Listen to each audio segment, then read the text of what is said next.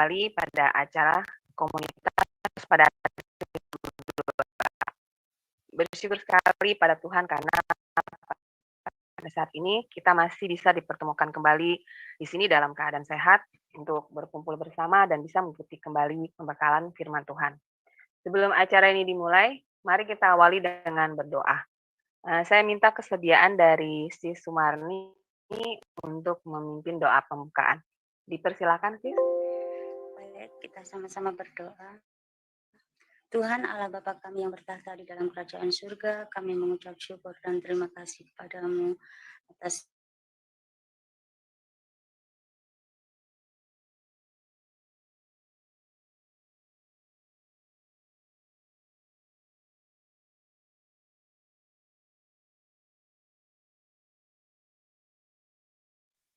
menjadi bekal dalam hidup kami, boleh membawa kami lebih hari lebih mengerti akan rencana dan kehendak-Mu. Terima kasih Bapa di surga, Engkau urapi hamba-Mu yang membawakan firman-Mu, biarlah Engkau urapi dengan kuasa Roh Kudus-Mu, Engkau sembunyikan hamba-Mu di belakang salib-Mu, biarlah Engkau sendiri yang berbicara melalui lidah bibir hamba-Mu saat malam hari ini. Terima kasih Bapa, Engkau siapkan hati kami, biarlah kuasa Roh Kudus-Mu mengurapi setiap hati kami yang mengikuti pembelajaran pada saat malam hari ini. Terima kasih Bapa di surga, kami naikkan doa permohonan kami, hanya di dalam nama Tuhan kami. Amin. Amin. Amin. Ya, terima kasih. Terima kasih. Nah, sebelum acara ini dimulai, mari kita mendengarkan sebuah lagu pujian dulu yang akan dibawakan oleh Kak Stefanus. Dipersilakan, Kak. Oke. Shalom, selamat malam teman-teman. Malam ini saya akan mempersembahkan satu pujian buat Tuhan. Semoga pujian ini berkenan kepada Tuhan dan juga memberkati kita pada malam hari ini. Haleluya.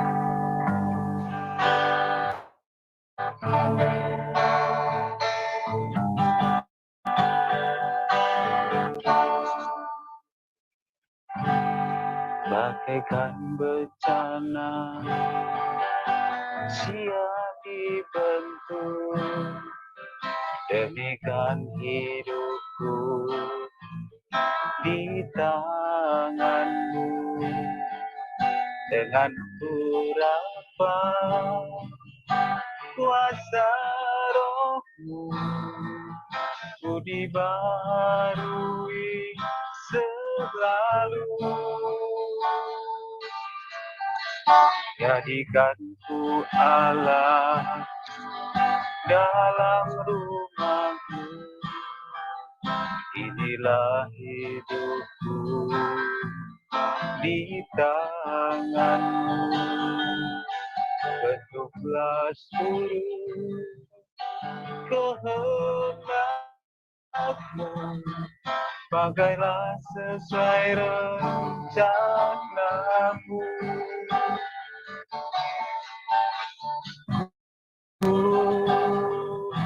Mau seperti-Mu Yesus,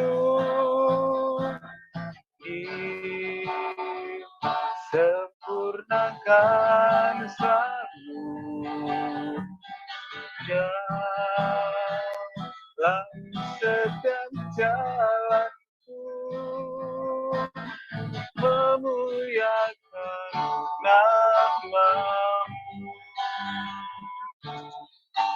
Bagaikan bencana siap dibentuk, demikian hidupku di tangan-Mu. Dengan urapan kuasa Roh-Mu, ku dibaharui selalu. Jadikanku Allah dalam rumah-Mu, inilah hidupku di tangan-Mu. bentuklah seluruh kehendakmu, pakailah sesuai rencanamu.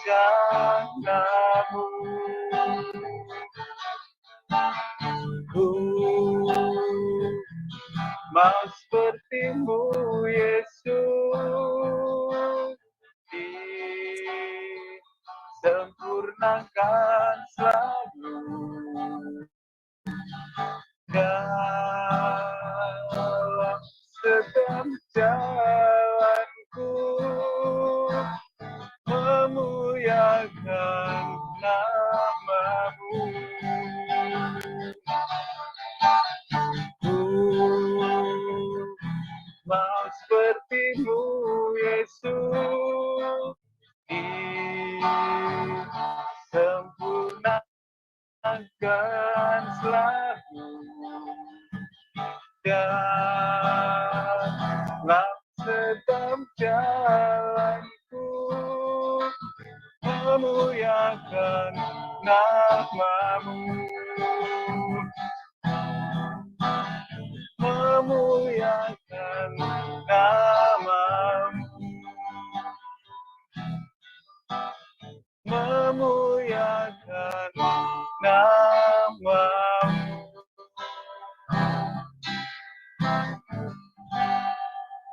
Terima kasih. Kiranya Tuhan Yesus memberkati. Amin. Terima kasih Kak untuk lagu pujiannya, sangat memberkati kami semua. Oke, pada acara malam ini yang menjadi narasumber kami kali ini adalah Pak Haji Binsu. Sebelum memulai acara ini, saya mewakilkan dari semua anggota untuk mengucapkan terima kasih kepada channel yang telah bersedia melive-kan acara kami, yaitu RPM Channel, Teolog Konspiritual Channel, Binsu Channel, dan Eklesia Channel. Baiklah, untuk mempersingkat waktu, maka saya serahkan acara ini selanjutnya kepada Pak Jubinsu. Dipersilakan, Pak. Baik, terima kasih Mbak Aling. Ya, terima kasih buat Mas Stefanus yang luar biasa telah memberikan satu pujiannya ya, mau seperti Yesus. Dan saya percaya topik kali ini juga ada hubungannya seperti itu ya, menjadi seperti Yesus. Sebelum saya lanjut, suara saya jelas ya teman-teman ya? Jelas Pak. Jelas. Baik, oke, terima kasih. Ya, oke, shalom buat teman-teman semuanya ya, baik yang ada di room maupun yang ada di live chat dan di YouTube. Puji Tuhan kita kembali dapat bisa bertemu di minggu ini dalam pembelajaran kita ya.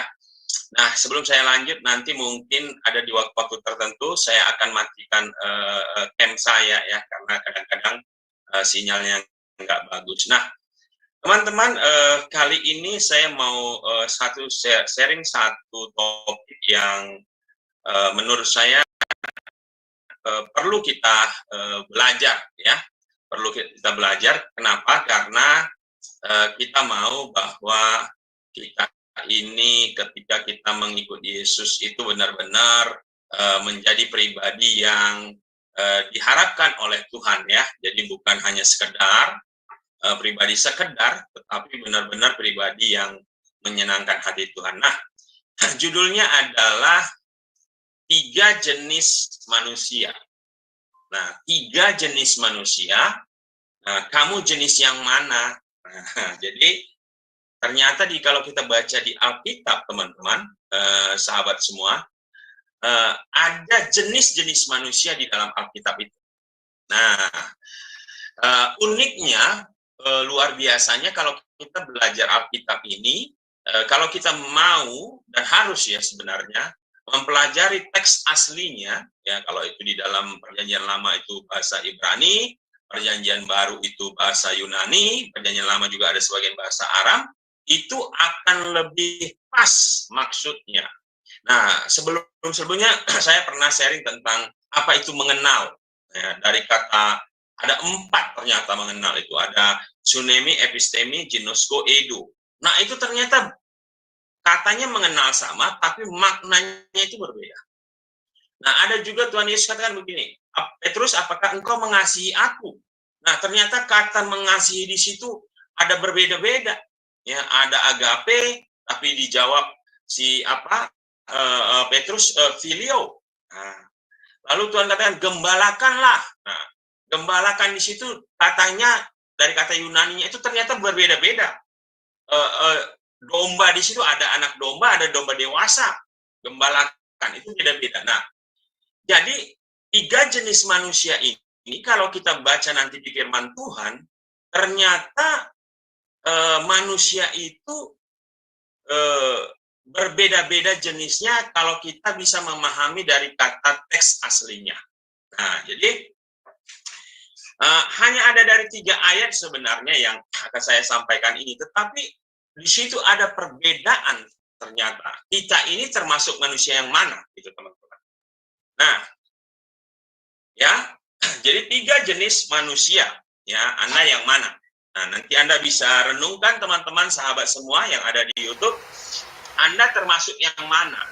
Ya, Anda termasuk yang mana? Oke, 3 jenis manusia. Firman Tuhan yang pertama itu 1 Korintus 2 ayat yang ke-14, ya. 1 Korintus 2 ayat yang ke-14 berkata begini, tetapi manusia duniawi tidak menerima apa yang berasal dari Roh Allah.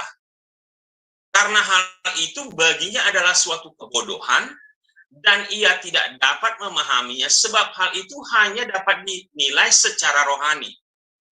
Jadi teman-teman, ada yang saya warnai merah itu, di situ dikatakan manusia duniawi. Nah, 1 Korintus 2:14 ini berkata, tetapi manusia duniawi tidak menerima apa yang berasal dari Roh Allah. Jadi jenis pertama adalah manusia duniawi. Nah, pertanyaannya apa itu manusia duniawi? Nah, kalau kita refer ke bahasa Yunaninya, jenis manusia pertama manusia duniawi itu dari kata ya sokikos, ya. Sokikos, ya. Jadi manusia duniawi ini itu artinya manusia yang kurang rohani, tidak memiliki Roh Allah, tidak rohani, atau manusia jasmani bersifat benda. Nah, jadi dari kata Yunaninya ini kita bisa melihat, kita tarik garis merahnya bahwa manusia duniawi adalah manusia yang belum lahir baru. Karena dia tidak memiliki Roh Allah. Nah, sebelum-sebelumnya kita sudah bicara juga tentang apa itu lahir baru. Nah, jadi intinya manusia duniawi adalah manusia yang tidak memiliki Roh Allah. Jadi karena dia tidak memiliki Roh Allah, jadi dikatakan dia tidak menerima apa yang berasal dari Roh Allah. Bahkan baginya adalah suatu kebodohan menerima hal-hal yang rohani itu bodoh, dia bilang. Ya, dia tidak bisa memahaminya sebab hal-hal rohani ini hanya bisa dipahami secara rohani. Jadi jangan heran teman-teman kalau ada orang seberang yang tidak percaya kepada Tuhan Yesus membahas firman Tuhan, dia nggak akan pernah bisa memahami. Bahkan dia bilang bodoh. Wah, orang Kristen itu beriman tapi nggak pakai logika, dia bilang begitu kan? Harusnya beragama itu pakai logika, dia bilang. Nah, itulah kalau manusia duniawi. Nah, Roma 3:23 sebagai basicnya dikatakan begini, karena semua orang telah berbuat dosa dan telah kehilangan kemuliaan Allah. Jadi orang yang sudah berdosa, dosa membuat jarak pemisah antara manusia dengan Tuhan. Maka manusia tidak mungkin bisa kenal, memahami, mengerti akan Tuhannya. Tidak mungkin, teman-teman. Ya. Jadi, manusia duniawi adalah manusia yang belum lahir baru. Ya. 2 Petrus 2 ayat 12 sampai 13 itu berkata begini, ya. Tetapi mereka itu sama dengan hewan yang tidak berakal. Wah, jadi manusia duniawi itu sama seperti binatang, teman-teman. Sama dengan binatang yang hanya dilahirkan untuk ditangkap dan dimusnahkan. Mereka menghujat apa yang tidak mereka ketahui. Nah, makanya jangan heran orang yang belum percaya Yesus itu menghujat Yesus. Tuhan kok mati, Tuhan kok digantung, Tuhan kok berkolor, Tuhan kok nggak bisa membebaskan dirinya. Mereka menghujat. Ya, mereka menghujat anak manusia. Ya, mereka menghujat apa yang tidak mereka ketahui. Jadi omong kosong kalau ada yang namanya polemikus Islam atau apapun namanya yang dia mengatakan, oh saya mengerti tentang kekristenan. Mungkin dia mengerti hanya pada tingkat tataran episteme, karena belajar. Tapi tidak bisa, ini masalah rohani. Ya, kalau Anda hanya masalah belajar, ya Anda hanya memahami secara literal. Tidak memahami makna di balik itu, remanya Anda nggak dapat, ya. Sehingga oleh perbuatan mereka yang jahat, mereka sendiri akan binasa seperti binatang liar. Hanya menunggu waktu, teman-teman. Ya mati, belum mati jasmani, tapi mati rohani terpisah dengan Tuhan itu udah pasti, ya. Menunggu saja mati jasmani dan akan mengalami nasib yang buruk sebagai upah kejahatan, ya. Sebagai upah kejahatan mereka. Berpoya-poya pada siang hari, mereka anggap kenikmatan. Mereka adalah kotoran dan noda yang mabuk dalam hawa nafsu. Mereka, kalau mereka duduk makan minum bersama-sama dengan kamu. Itulah gambaran orang manusia duniawi. Orang yang belum percaya. Merasa hebat, merasa bisa mengenal, memahami Tuhan, bisa menyala-nyalahi. Ya, padahal, dikatakan apa? Mereka bodoh sebenarnya. Ya, nggak mengerti sebenarnya. Ya, nah, kalau begitu, apa ciri-ciri dari manusia duniawi ini? Ya, ciri-ciri manusia duniawi pertama, tidak menerima hal-hal yang bersifat rohani dari Allah. Allah itu roh. Barang siapa mau menyembah Allah harus menyembahnya dalam roh dan kebenaran. Kenapa kita bisa menyembah Allah yang roh? Karena kita sudah dilahirbarukan. Roh kita ini sudah dilahirbarukan sehingga bisa punya koneksi dengan Allah yang roh itu. Tapi manusia duniawi, dia nggak mungkin menerima hal-hal yang rohani dari Allah. Ya, 1 Korintus 2:14 tadi dikatakan, tapi manusia duniawi tidak menerima apa yang berasal dari roh Allah. Jadi, jangan heran teman-teman, kalau kita ini dianggap orang yang nggak logis, nggak punya rasio, dianggap bodoh, dan sebagainya. It's okay, biasa saja. Karena mereka sebenarnya tidak mengerti yang bersifat rohani. Ya, kalau hanya yang bersifat literal tuh, teman-teman, aturan-aturan hukum duniawi, Taurat itu mematikan. Yang menghidupkan adalah yang rohani. Nah, kedua, apa ciri manusia duniawi? Hal yang rohani dari Allah dianggap sebagai kebodohan. Nah, makanya dia bilang kita ini orang bodoh, orang nggak berpikir logis, dia bilang. Ya. Nah, 1 Korintus 1:27, tetapi apa yang bodoh bagi dunia, dipilih Allah untuk mempermalukan orang-orang yang berhikmat. Dan apa yang lemah bagi dunia dipilih Allah untuk memalukan apa yang kuat. Jadi jangan kecil hati, teman-teman. Kalau Anda dianggap bodoh oleh orang dunia, tapi sebenarnya ya Anda akan dipakai Tuhan untuk mempermalukan hikmat dunia, bahkan orang-orang yang dianggap pintar di dunia ini. Mungkin mereka punya hikmat pengetahuan manusia, tapi mereka tidak punya hikmat akan pengetahuan akan Allah. Atau hikmat Allah mereka nggak punya. Ya. Jadi kalau ada orang yang menganggap kita bodoh, ya biasa saja. Ya. Karena mereka sebenarnya nggak sanggup menerima kebenaran itu. Nah, 3, apa sifat manusia duniawi?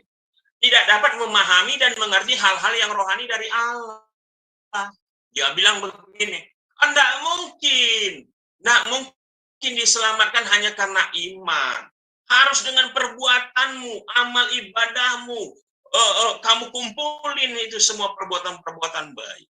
Tidak mungkin dengan iman. Nah, cukup itu Yesus sebagai juru selamat, enggak cukup.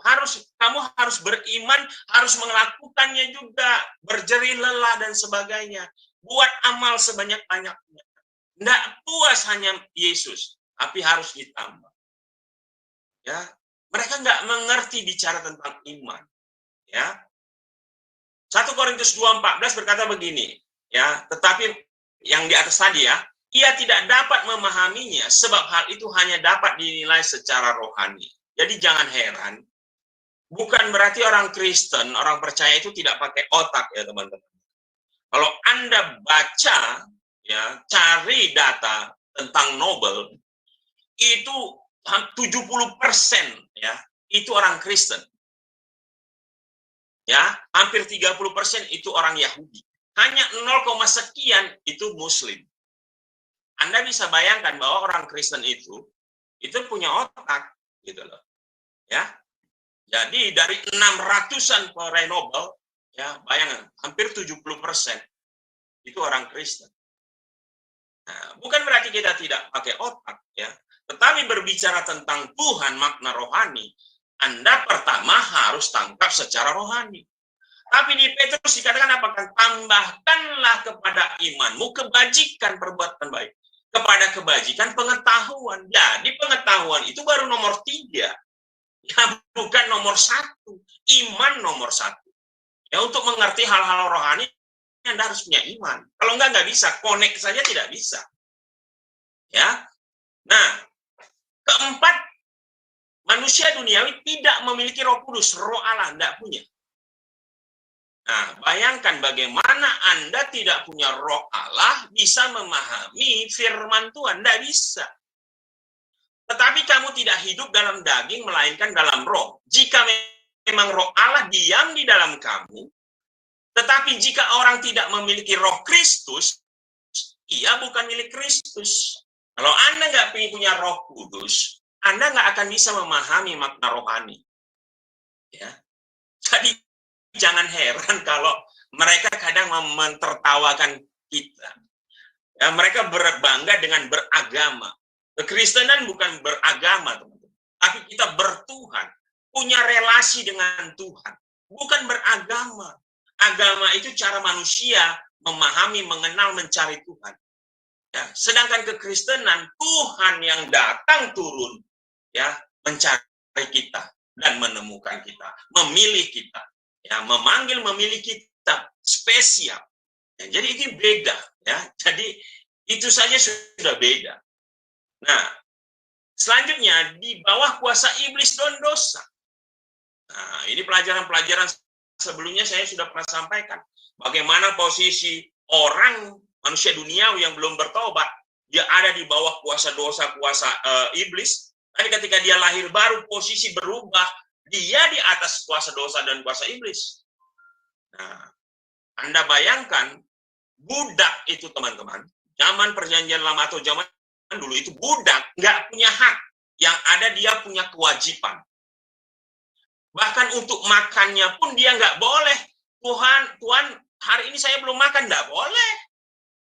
Kalau Anda dikasih makan, Anda makan. Kalau nggak dikasih, jangan pernah bertanya. Itu budak, orang tahanan. Budak dosa, budak iblis, nggak akan pernah bisa berbuat baik. Karena Tuhan Anda itu si jahat. Ya. Nah, jadi Kisah 26:18 berkata begini, untuk membuka mata mereka supaya mereka berbalik dari kegelapan kepada terang dan dari kuasa iblis kepada Allah. Nah, dari kuasa iblis kepada Allah. Supaya mereka oleh iman mereka kepadaku memperoleh pengampunan dosa dan mendapat bagian dalam apa yang ditentukan untuk orang-orang yang dikuduskan. Jadi orang yang belum bertobat, belum diampuni dosanya, dia ada di bawah kuasa iblis, teman-teman. Dia budak iblis, tawanan iblis.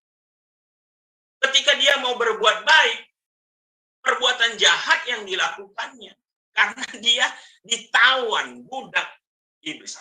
Makanya ketika dia ditebus dengan darah Yesus, lunas dibayar, dia berpindah dari gelap kepada terangnya yang ajaib, dari budak dosa budak iblis kepada hamba Allah. Ya, hamba Allah. Jadi Anda sudah menjadi hamba Tuhan, bahkan diberi kuasa untuk menjadi anak Allah. Maka Anda tidak lagi di bawah kuasa dosa, kuasa setan. Anda berbuat dosa tidak ditentukan oleh iblis. Tapi waktu Anda belum percaya manusia duniawi, Anda berbuat dosa, iblislah yang menentukan. Tapi kalau Anda sudah percaya, maka Anda berbuat dosa tidak ditentukan oleh iblis. Memang iblis menggoda Anda, tapi keputusan Anda berbuat atau tidak berbuat dosa, Anda-lah yang memutuskan. Kenapa? Karena Anda sudah tahu kebenaran. Maka Roh Kudus akan ingatkan, jangan lakukan. Tapi kalau Anda tetap ngeyel karena free will Anda, ya Roh Kudus tidak bisa, tidak mau atau tidak bisa memaksa. Oh jangan, tapi dia akan mengingatkan terus. Ya. Nah, 6, diperbudak oleh kedagingan dan hawa nafsu serta pikiran jahat. Ya, manusia duniawi jenis tipe pertama ini, ya, keinginannya itu adalah keinginan daging atau hawa nafsu. Efesus 2 ayat 3, sebenarnya dahulu kami semua juga terhitung di antara mereka. Waktu kami belum bertobat, ya, Paulus katakan kepada jemaat di Efesus, waktu saya juga bertobat, ya, kami terhitung seperti di antara mereka. Ketika kami hidup dalam hawa nafsu daging dan menuruti kehendak daging dan pikiran kami yang jahat. Pada dasarnya kami adalah orang-orang yang harus dimurkai sama seperti mereka yang lain. Paulus juga dulu pembunuh orang-orang jalan kebenaran, jalan yang lurus. Nah, itu manusia duniawi diperbudak, ingat sekali lagi, diperbudak ya. Manusia duniawi itu bukan digoda, tapi diperbudak. Kalau orang yang sudah percaya, dia digoda. Tapi memutuskan melakukan atau tidak, itu keputusan Anda. Tapi kalau orang duniawi diperbudak oleh kedagingan dan hawa nafsu. Nah, ini beda, teman-teman. Nah, yang ketujuh, apa cirinya? Menjadi sahabat dunia. Nah, dia berkawan dengan dunia. Dunia ini siapa penguasanya? Tuannya untuk sementara waktu adalah si iblis. Untuk sementara waktu. Walaupun secara overall tetap Tuhan yang mengontrol. Tapi untuk sementara waktu, dunia ini dikuasai, penguasanya adalah iblis. Nah, manusia duniawi menjadi sahabat dunia. Nah, Yakobus 4 ayat 4, hai kamu orang-orang yang tidak setia, tidakkah kamu tahu bahwa persahabatan dengan dunia adalah permusuhan dengan Allah? Jadi hanya ada dua, bersahabat dengan dunia, musuh Allah. Bersahabat dengan Allah pasti musuh dunia. Jadi barang siapa hendak menjadi sahabat dunia, ia menjadikan dirinya musuh Allah. Nah, jadi di sini jelas ya, pilihannya ada di Anda.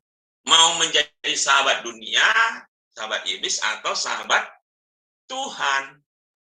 Gitu. Nah, kedelapan, memikirkan hal-hal kedagingan atau dunia. Nah, pikirannya hal-hal ya kedagingan dan keinginan-keinginan dunia, memuaskan keinginan dunia. Roma 8 ayat 5. Sebab mereka yang hidup menurut daging memikirkan hal-hal yang dari daging. Mereka yang hidup menurut roh memikirkan hal-hal yang dari roh. Nah, jadi keinginan-keinginan daging itulah yang dilakukan. Anda bisa nanti, teman-teman pasti sudah familiar sekali dengan Galatia 5 ayat 19, 20, 21. Apa itu keinginan daging? Perbuatan daging itu apa? Nah, itulah manusia duniawi lakukan. Nah, dan terakhir kesukaannya melakukan perbuatan daging ya, Galatia 5, 19, 20. 1. Nah, perbuatan daging telah nyata. Apa itu perbuatan daging yang suka dilakukan oleh manusia duniawi? Percabulan, kecemaran, hawa nafsu, penyembahan berhala, sihir, perseteruan, perselisihan, iri hati, amarah, kepentingan diri sendiri, percideraan, roh pemecah, kedengkian, kemabukan, pesta pora, dan sebagainya. Perhatikan teman-teman, perbuatan daging ini kalau orang dunia, manusia duniawi, dia diperbudak dengan ini. Coba koreksi diri kita, apakah kita ini masih ada yang diperbudak oleh percabulan, kecemaran, hawa nafsu, penyembahan berhala, masih suka diperbudak dengan hal-hal klinik, diperbudak dengan perseteruan, perselisihan, iri hati, amarah. Beda ya, kalau diperbudak dengan amarah sama Anda bisa marah, itu beda. Ya, orang yang sudah lahir baru pun bisa marah. Ya, tapi marahnya beda dengan orang yang diperbudak oleh amarah. Itu dua hal yang berbeda. Nah, ini ciri-ciri dari manusia duniawi yang ada di 1 Korintus 2 ayat 14. Nah, coba kita renungkan, teman. Ya, kita renungkan. Apakah ciri-ciri dari minimal 9 ini masih ada di kita? Apakah kita masih diperbudak dengan ciri-ciri yang seperti ini? Pikiran kita itu selalu yang duniawi, nggak pernah memikirkan yang rohani. Berpikir tentang kenikmatan dunia, tidak pernah berpikir tentang kehidupan yang akan datang di dalam kekekalan. Yang kita lakukan selalu untuk memuaskan keinginan daging, tetapi bukan yang memuliakan Tuhan. Coba kita pikir, renungkan. Apakah kita masih termasuk manusia duniawi ini? Ya, saya berharap kita tidak di sini lagi. Dan saya percaya semua yang ada di room hari ini tidak lagi termasuk kategori manusia ini, manusia duniawi. Kita harusnya sudah berpindah ke manusia yang lain nantinya. Ya. Sampai di sini masih clear, teman-teman? Ada yang bisa jawab? Masih clear? Masih, Pak. Oke, good. Nah, kita masuk, teman-teman, kepada jenis yang kedua. Kalau tadi manusia duniawi, yang kedua itu manusia apa sih? Nah, itu ada di 1 Korintus 2 ayat 15. Tetapi manusia rohani, tadi manusia duniawi, sekarang manusia rohani. Menilai segala sesuatu, jadi dia bisa menilai segala sesuatu, tetapi ia sendiri tidak dinilai oleh orang lain. Nah, jadi manusia rohani ini bisa menilai segala sesuatu karena Tuhan berikan hikmat, tapi dia sendiri nggak bisa dinilai oleh orang lain. Kenapa? Ya karena dia dilindungi, di-cover secara rohani oleh Tuhan sendiri. Bahkan di dalam dirinya ada roh yang lebih besar daripada roh yang di dunia ini. Dia nggak dinilai oleh orang. Ya, jadi bayangkan kalau Anda nggak bisa dinilai oleh orang, ya biarin saja kalau ada orang yang menilai, karena penilaian dia pasti salah. Ya, tapi Anda bisa menilai orang lain, gitu loh. Ya, ini luar biasa. Nah, kalau begitu manusia rohani ini apa sebenarnya? Manusia duniawi tadi sudah jelas. Ya, nah manusia rohani ini dalam bahasa Yunaninya itu pneumatikos. Pneumatikos. Nah, artinya apa? Rohani, orang yang rohani, hal yang rohani, atau karunia rohani. Nah, jadi manusia rohani ini intinya, teman-teman, adalah manusia yang sudah lahir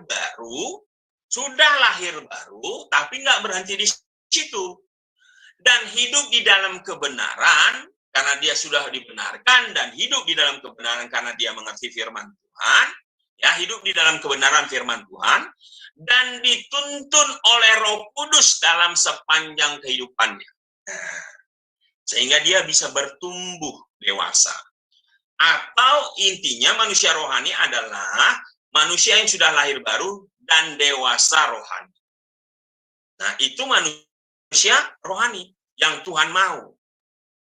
Nah, kalau dia manusia yang sudah lahir baru, pasti kata kuncinya dia punya roh Allah. Kalau tidak lahir baru, tidak punya roh Allah. Nah, kita sudah belajar kemarin bagaimana itu dibaptis, dipenuhi, ya, diurapi, didiami Roh Kudus dan sebagainya. Nah, saya rasa teman-teman pasti sudah mengerti, ya. Nah, kalau begitu bagaimana ciri-ciri manusia rohani? Nah, manusia rohani pertama sudah lahir baru. Jadi tidak ada namanya manusia rohani tapi nggak pernah lahir baru. Ah, itu nggak ada itu. Oh, dia sudah Kristen. Oh, belum tentu dia manusia rohani. Banyak orang yang mengaku orang Kristen tapi Kristen KTP. Kristen tanpa pernah bertobat atau Kristen tanpa pertobatan. Itu bukan manusia rohani. Nanti kita lihat nanti dia termasuk manusia mana. Kristen KTP ini termasuk yang mana? Ya. Nah, Yesus menjawab katanya, aku berkata kepadamu, sesungguhnya jika seorang tidak dilahirkan kembali, ia tidak dapat melihat kerajaan Allah. Jawab Yesus, aku berkata kepadamu, sesungguhnya jika seorang tidak dilahirkan dari air dan roh, ia tidak dapat masuk ke dalam kerajaan Allah.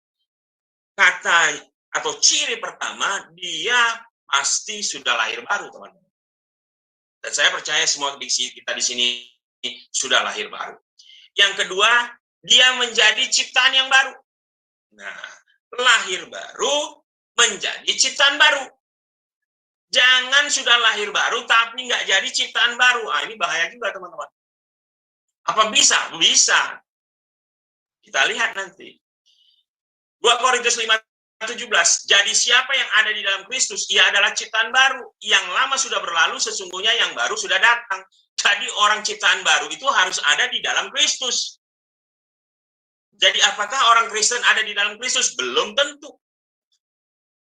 Nah, jadi menjadi ciptaan baru itu hidupnya harus ada di dalam Kristus. Karena Kristus di dalam kita, kita di dalam Kristus.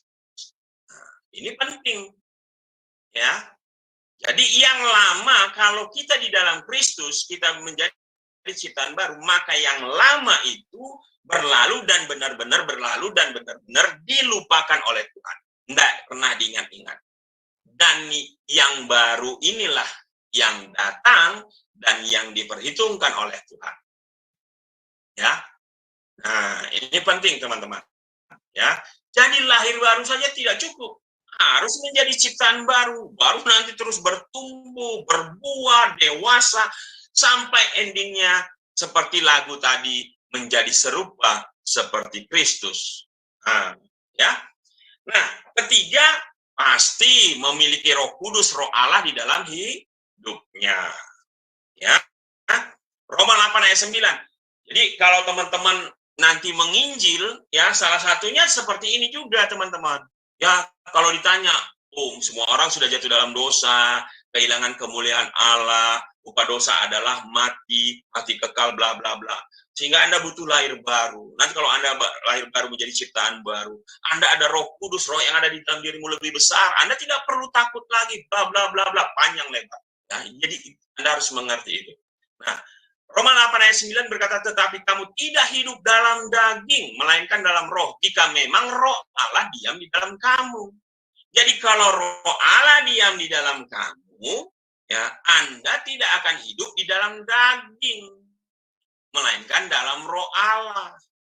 Tetapi jika orang tidak memiliki Roh Kristus, ia bukan milik Kristus. Nah, bagaimana Anda bisa memiliki Roh Allah, Roh Kudus? Anda harus menjadi milik Kristus. Bagaimana Anda menjadi milik Kristus? Roma 10 ayat 9-10. Anda harus percaya dengan hati, mengaku dengan mulut bahwa Yesus adalah Tuhan dan Juru Selamat. Anda menjadi milik Kristus. Maka Roh Allah diberikan kepada Anda atau Roh Allah mendiami Anda. Anda menjadi manusia rohani. Ya, ini ciri manusia rohani, teman-teman. Ya. Nah, yang keempat, nggak cukup hanya di situ. Wah, lahir baru, menjadi ciptaan baru, memiliki Roh Allah, tapi Anda harus bertumbuh dalam pengenalan akan Tuhan. Jadi yang namanya orang Kristen, orang percaya itu nggak bisa hanya percaya, beriman, percaya, tapi tidak bertumbuh, nggak bisa. Maka dikatakan melakukan itu, kerjakan keselamatanmu itu, Anda harus bertumbuh di dalam pengenalan, pengetahuan akan Tuhan yang benar. Maka di Hosea itu jelas ya, usahakanlah untuk mengenal Tuhan. Lalu ginosko, mengenal Tuhan karena perjumpaan pribadi, karena pengalaman pribadi. Ini penting, teman-teman. Jadi orang yang nggak lahir baru nggak akan mungkin ginosko. Nggak mungkin. Ya, episteme mungkin ya karena dia belajar mengetahui Tuhan, belajar Tuhan, iya. Tapi dia nggak akan mungkin ginosko. Karena untuk ginosko Anda harus punya pengalaman pribadi, perjumpaan pribadi bersama dengan Yesus. Dan itu nggak mungkin dialami oleh orang yang tidak percaya kepada Yesus Kristus. Ya, Kolose 3 ayat 10, dan telah mengenakan manusia baru yang terus-menerus diperbaharui, ada metanoia, untuk memperoleh pengetahuan yang benar menurut gambar kaliknya. Jadi pengetahuan kita, pengenalan kita akan Tuhan itu bisa benar kalau ada pertumbuhan pengetahuan, pengenalan akan Tuhan. Kalau Anda bayi rohani nggak bisa, bayi rohani ya minum susu, bubur, aja terus. Dikasih minum makanan keras, nolak, nggak mau, nggak enak. Dia maunya disuapi aja. Nah, kita harus bertumbuh, teman-teman. Kapan kita bisa bertumbuh? Ya ketika kita berinteraksi, besi menajamkan besi, manusia menajam ke sesamanya. Ketika kita melayani sesama, melayani pekerjaan Tuhan, melayani Tuhan, dan sebagainya. Disitulah kita bertumbuh, teman-teman. Ya. Nah, kelima, manusia rohani itu punya ciri memiliki pikiran rohani atau pikiran Allah. Medan pertempuran kita itu di mana ya? Biasanya di sini, di pikiran kita. Nah, ya, tapi pikiran ini kan termasuk salah satu bagian dari jiwa kan. Jiwa itu pikiran, perasaan, dan kehendak. Perasaan itu biasanya di hati kita kan, perasaan, pikiran, nah kehendak. Nah, harusnya pikiran kita, perasaan kita, kehendak kita itu selaras. Jangan sampai pikiran A, hati B, itu bahaya. Yang dilakukan C, waduh udah kacau. Nah, harus memiliki pikiran rohani atau pikiran Allah. Nah, 1 Korintus 2, 11, 13 berkata begini, siapa gerangan di antara manusia yang tahu apa yang terdapat di dalam diri manusia selain roh manusia sendiri yang ada di dalam dia. Jadi yang paling tahu isi hati saya itu roh saya. Demikian pula lah tidak ada orang yang tahu apa yang terdapat di dalam diri Allah selain roh Allah. Jadi kalau berbicara masalah rohani, itu bicara firman Tuhan, masalah rohani, yang paling tahu siapa? Tuhan. Nah, supaya kita mengerti, maka kita harus bisa connect dengan Tuhan. Dengan siapa? Dengan roh Allah. Puji Tuhan, orang yang menjadi milik Kristus, roh Allah ada di dalam diri kita. Maka roh kita, roh manusia ini, yang bisa berhubungan dengan roh Allah, bisa berinteraksi, dan kita bisa mengerti apa yang Tuhan mau yang harus kita lakukan. Kita tidak menerima roh dunia, tetapi roh Allah yang berasal dari Allah. Supaya kita tahu apa yang dikaruniakan Allah kepada kita, dan karena kami menafsirkan hal-hal rohani kepada mereka yang mempunyai roh. Jadi saya menafsirkan atau mencari tahu maksud dari firman Tuhan, dan saya sampaikan kepada mereka yang punya roh besar. Kepada teman-teman, karena teman-teman semua punya roh besar dalam dirimu. Ya, kami berkata-kata tentang karunia Allah dengan perkataan yang bukan diajarkan kepada kami oleh hikmat manusia, bukan pengetahuan manusia, hikmat manusia, tetapi oleh hikmat pengetahuan Allah, ya, tetapi oleh roh Allah. Ya, Tuhan melalui rohnya akan memberi pengertian, pemahaman kepada teman-teman sehingga bisa mengerti. Tapi kalau saya sampaikan kepada orang yang belum lahir baru, yang belum percaya kepada Tuhan Yesus, kalau bukan Roh Kudus yang membantu memberikan iluminasi pencerahan, mereka nggak akan pernah mengerti, sehingga ada kata-kata mereka akan mengatakan kamu bodoh, nggak punya logika, dan sebagainya. Jadi wajar saja ketika Anda menginjil, Anda ditolak, ya wajar saja teman-teman. Kalau bukan karena mereka belum mendapatkan kasih karunia Roh Kudus, ya nggak akan ngerti, teman-teman. Tapi ketika Anda menginjil, Anda berdoa, meminta kemurahan Tuhan, Tuhan pertemukan saya dengan orang yang hari ini boleh siap menerima kebenaran firman-Mu, anugerah-Mu, keselamatanmu. Wah, kita dipertemukan ketika firman ditabur, iman timbul dari pendengaran akan firman Tuhan. Dia bisa percaya. Jadi kita memikirkan hal-hal yang rohani, pikiran Allah, sedangkan manusia duniawi memikirkan hal-hal jasmani. Nah, jadi kan memang berbeda. Supaya sama ya, kita meminta kemurahan Tuhan supaya dipertemukan dengan orang-orang yang siap menerima kebenaran firman. Nah, yang keenam, ciri manusia rohani itu hidup oleh roh Allah. Jadi hidupnya itu oleh roh Allah, teman-teman. Galatia 5:16, maksudku ialah hidup oleh roh, maka kamu tidak akan menuruti keinginan daging. Roma 8:4, supaya tuntutan hukum Taurat digenapi di dalam kita yang tidak hidup menurut daging tetapi menurut roh. Saya berulang kali teman-teman bilang, kita yang sudah lahir baru ini adalah manusia rohani yang memiliki jiwa yang tinggal di dalam tubuh daging. Jadi jangan dibalik. Jadi fisik yang nampak, jasmani. Lebih dalam lagi ada jiwa, pikiran, perasaan, dan kehendak. Lebih dalam lagi ada roh. Nah, yang bisa berhubungan dengan Tuhan itu roh kita. Ya, makanya kita ini manusia rohani yang memiliki jiwa tinggal di dalam fisik daging ini. Ya. Nah, lalu ketujuh, memikirkan hal-hal yang rohani. Ya, tadi sudah saya sampaikan ya, Roma 8:5, sebab mereka yang hidup menurut daging memikirkan hal-hal yang daging, dari daging ya. Mereka yang hidup menurut roh memikirkan hal-hal yang roh. Jadi kita hari ini belajar terus punya hubungan dengan Tuhan, ya, memikirkan hal yang rohani, memikirkan hal-hal yang mulia, memikirkan hal-hal yang menyenangkan hati Tuhan. Tingkah laku perkataan kita juga kita belajar untuk selalu memuliakan Tuhan. Ya. Nah, 8, hidupnya dipimpin oleh roh Allah. Ini udah pasti.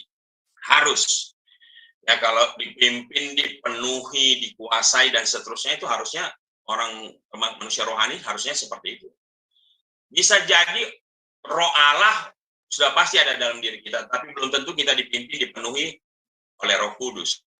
Ya, itu dua hal yang berbeda. Harusnya roh Allah ada dalam kita, kita juga dipimpin, dipenuhi oleh Roh Kudus.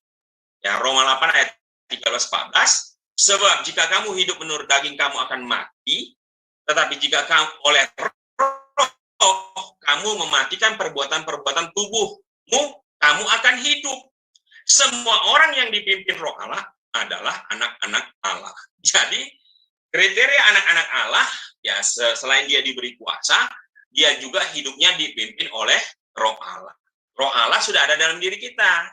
Pertanyaannya, kita dipimpin, dikuasai, dipenuhi Roh Kudus, atau ya pikiran kita, kehendak kita, kemauan kita yang lebih kita kedepankan daripada tuntunan Roh Kudus. Itu dua hal yang berbeda. Ya. Nah, terakhir untuk manusia rohani, hidupnya menghasilkan buah roh. Ya. Nah, Galatia 5:22-23 ini semua kita sudah pasti sering membaca ini.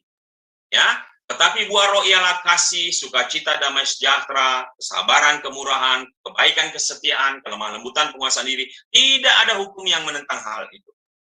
Jadi orang manusia rohani harus menghasilkan buah roh. Nah, ya, kasih, sukacita, damai sejahtera, kesabaran, kemurahan, dan sebagainya. Nah, jadi kesukaannya melakukan kehendak Tuhan, Roma 12:2. Ini tadi ya, memuliakan Tuhan, melakukan kehendak Tuhan ya. Janganlah kamu menjadi serupa dengan dunia ini, tetapi berubahlah oleh pembaharuan budimu, sehingga kamu dapat membedakan manakah kehendak Allah, apa yang baik, yang berkenan kepada Allah, dan yang sempurna. Jadi keinginannya selalu melakukan kehendak Allah, bukan kehendak egonya, ya, kedagingannya, ya.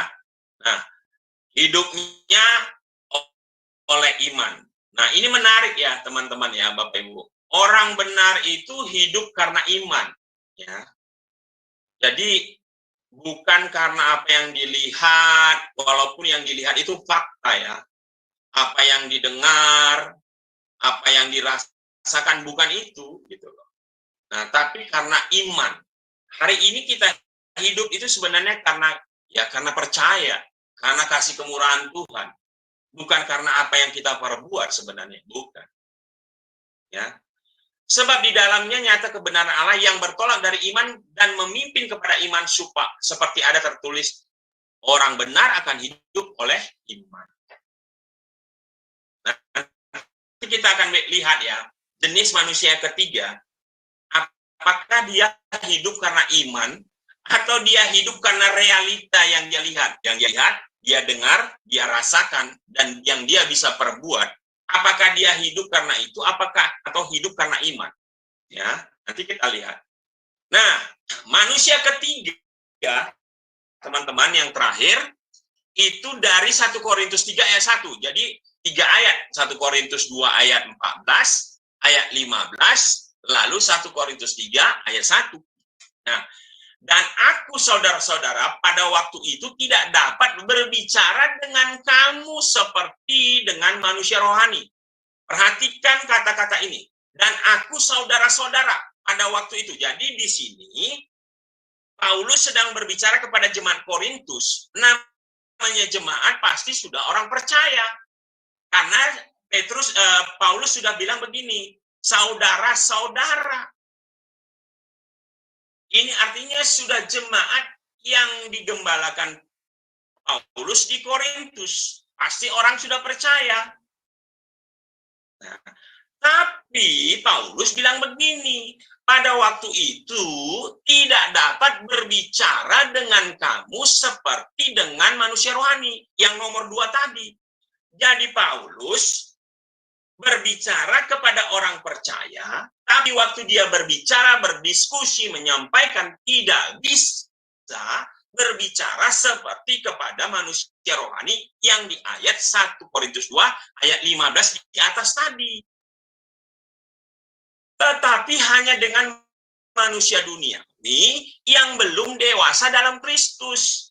Jadi, satunya dia manusia percaya, orang percaya, tetapi sifatnya, karakteristiknya masih manusia duniawi seperti yang ada di 1 Korintus 2 ayat 14. Nah, apakah manusia duniawi di sini, teman-teman, masih pakai kata Yunani yang di atas tadi? Ternyata enggak. Nah, asiknya kita belajar, kalau kita bisa mau belajar bahasa aslinya, Yunaninya manusia duniawi di sini berbeda dengan manusia duniawi di 1 Korintus 2 ayat 14. Karena di sini manusia duniawi yang belum dewasa dalam Kristus. Kalau ayat 14 tadi manusia duniawi itu enggak percaya kepada Tuhan Yesus atau belum percaya kepada Tuhan Yesus, di 1 Korintus 3 ayat 1 manusia duniawi di sini sudah percaya kepada Tuhan Yesus tapi belum dewasa. Nah, jadi beda. Ini asiknya, teman-teman. Kalau kita bisa melihat kata aslinya, ya. Nah, orang ketiga ini jenisnya adalah Kristen duniawi. Jadi dia Kristen tapi duniawi. Nah, bukan manusia rohani. Nah, dari katanya itu pakai kata sarkinos. Nah, kan beda ya dari kata yang di 1 Korintus 1 Korintus 2:14 tadi itu beda. Ya, ini pakai kata sarkinos. Nah, sarkinos ini bagian dari dunia ini tidak di bawah kuasa Roh Kudus manusiawi. Jadi dia sudah percaya kepada Tuhan Yesus, ya, sudah lahir baru, tapi hidupnya tidak di bawah kuasa Roh Kudus. Dia masih hidup menjadi bagian dari dunia ini walaupun sudah percaya kepada Tuhan Yesus. Itulah kenapa disebut belum dewasa di dalam Kristus. Jadi hati-hati, ya, hati-hati. Anda sudah percaya Yesus Kristus pun jangan bilang, oh pasti selamat. Hati-hati, teman-teman. Anda manusia duniawi yang belum dewasa, Anda termasuk sarkinos. Hati-hati. Ya, saya sudah pasti masuk surga, saya sudah percaya kepada Tuhan Yesus. Kalau soal percaya, setan iblis pun pun percaya dan dia bahkan gemetar. Tapi iblis tidak melakukan apa yang menjadi kehendak Bapa. Ya. Jadi, kalau Anda sarkinos, Anda bukan manusia rohani, Anda bukan orang Kristen, tapi Kristen duniawi. Hati-hati. Ya, orang Kristen duniawi adalah orang yang sudah lahir baru, namun masih bayi rohani, atau tetap kanak-kanak secara rohani dan tidak bertumbuh kerohaniannya. Ya, ini adalah tipe orang yang berkompromi dengan dunia. Makanya dikatakan tadi apa di atasnya masih duniawi. Ya.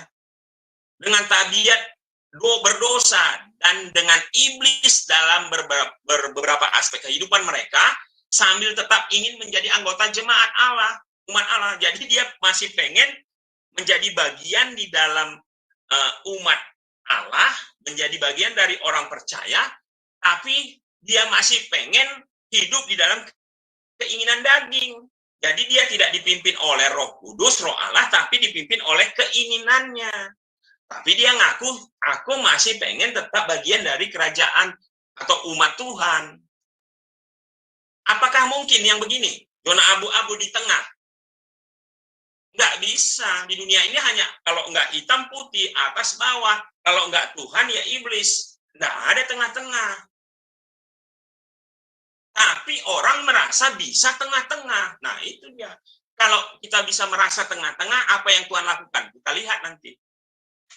Ya. Nah, 1 Korintus 10:21 berkata begini, kamu tidak dapat minum dari cawan Tuhan dan juga dari cawan roh-roh jahat. Tidak bisa, teman-teman.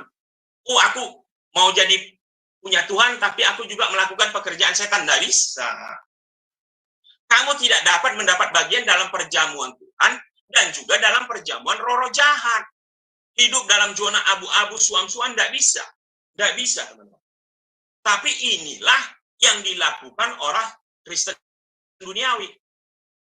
Nah, ini koreksi diri kita, teman-teman. Sama-sama kita belajar, sama-sama kita bertobat. Kalau kita masih melakukan seperti itu. 2 Korintus 6 ayat 14 sampai 18 nanti bisa dibaca ya, teman-teman. Tapi intinya begini, sebab persamaan apakah terdapat antara kebenaran dan kedurhakaan? Tidak bisa, tidak ada kesamaan kebenaran dan kedurhakaan, tidak ada. Bagaimanakah terang dapat bersatu dengan gelap? Nggak bisa. Karena ketika terang datang, gelap menyingkir. Nggak bisa, terang dan gelap digabung, nggak bisa. Kalau terang datang, gelap menyingkir. Nah, kalau Anda nggak membawa terang, maka gelap ialah yang Anda bawa. Nggak bisa abu-abu. Persamaan apakah yang terdapat antara Kristus dan Belial? Kristus dan berhala? Nggak ada, nggak bisa. Jadi jangan bilang, oh Yesus ditambahin dengan berhala. Nggak bisa. Yesus, lalu Anda masih sinkretisme. Menyembah berhala, ya pakai opo-opo, meramal, sihir, dan sebagainya. Nggak bisa, teman-teman. Kalau Kristus aja, ya nggak bisa digabung dengan berhala. Apakah bagian bersama orang-orang percaya dengan orang-orang yang tidak percaya? Nggak bisa. Makanya Anda harus bersatu dengan orang percaya. Apakah hubungan baik Allah dengan berhala? Nggak ada. Makanya ketika Anda mau menikah pun harus dengan pasangan yang sepadan, yang Tuhannya sama. Nggak boleh satu Tuhannya Yesus, satu Tuhannya berhala. Nggak bisa. Nggak bisa, teman-teman. Ya. Nah, Wahyu 3 ayat 16, jadi karena engkau suam-suam kuku dan tidak dingin atau panas, aku akan memuntahkan engkau dari mulutku. Itu Tuhan yang bilang. Nggak bisa suam-suam, kalau panas, panas, kalau dingin, dingin. Ya, jelas. Dan nggak bisa abu-abu. Ya. Matius 5 ayat 13-14. Kamu adalah garam dunia. Tuhan lo bilang, kita ini garam dunia. Jika garam itu menjadi tawar, dengan apakah diasinkan? Tuhan tanya, kalau garam itu menjadi tawar, dengan apa lagi mau diasinkan? Sedang yang mengasinkan adalah garam. Tidak ada lagi gunanya selain dibuang dan diinjak-injak orang. Jadi kalau teman-teman tahu garam ini kenapa kok dibuang dan diinjak-injak? Kalau garam kita kan beda. Garam kita ini jarang pudar asinnya. Karena dia ke sayur, ya sudah, dia habis. Tapi beda dengan garam di Israel, teman-teman. Ya, kalau di Tanah Karo, di tempat saya dulu di kampung, zaman dulu mirip. Garamnya itu seperti batangan, balok-balok. Jadi dia diikat. Kalau di kampung kami itu diikat, tapi kalau di Israel itu nggak diikat, ya dicelupkan, ya sebutuhnya. Nah, kalau itu diikat. Nah, jadi kalau mau butuh diulur. Nah, udah asin diangkat lagi. Jadi karena dia batangan kan. Jadi mungkin udah 20-30 kali dipakai, lama-lama asinnya hilang, hambar.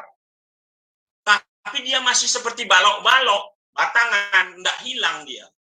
Nah, jadi di Israel sudah ada peraturannya, kalau garam itu sudah hambar, balok-balok ini, nggak boleh dibuang kemana-mana, tapi dibuangnya ke depan rumah. Supaya apa? Supaya jalan itu jadi keras, karena ada garamnya, jadi keras, dipijak-pijak, nanti tanahnya jadi keras, jalannya itu jadi keras. Nah, ini mengatakan, kalau engkau sebagai garam dunia sudah tidak bisa mengasini lagi, ya, engkau dibuang, dicampakkan, dan akan diinjak-injak oleh setan iblis, gitu loh. Nah, jadi kita sebagai garam harus menggarami.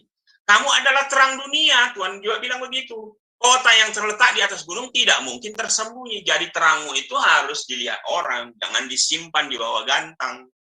Nah, jadi kalau Kristen duniawi gimana? Wah, dia bisa menjadi terang, tapi dia juga jadi gelap. Nggak boleh begitu. Atau dia jadi garam tapi nggak asin, nggak bisa. Garam ya harus asin, mengasini. Rasanya harus terasa.